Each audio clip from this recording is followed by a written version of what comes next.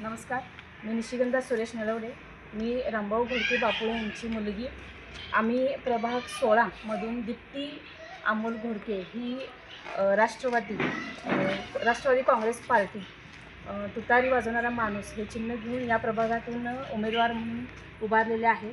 त्याचबरोबर राष्ट्रीय काँग्रेस पक्ष व राष्ट्रवादी काँग्रेस पार्टी म्हणजेच आघाडी, महाविकास आघाडी ह्याकडून 4 उमेदवार एकूण उभारलेले आहेत.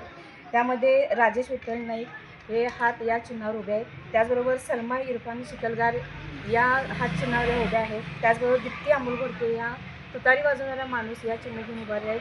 त्याचबरोबर मयुरेश बाबासाहेब पाटील हे सुद्धा हात या चिन्हावर उभे राहिलेले आहेत. या प्रभागामध्ये ह्या सर्वच नगरसेवकांचे काम अतिशय चांगले झालेले असल्यामुळे या प्रभागातील नागरिक जे आहेत ते महाविकास आघाडीच्या बाजूने आहेत.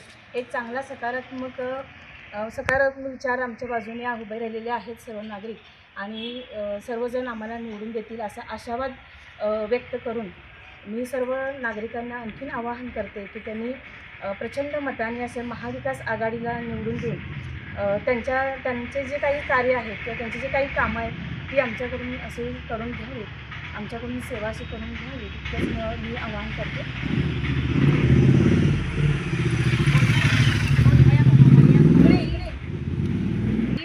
बाबासाहेब पाटील त्यांची मुलगी. आमची महाविकास आघाडी आहे 3 हात आणि 1 तुतारी. 15 तारखेला मतदान आहे. 4 मतं द्यायची आहेत. सहकार्य करा.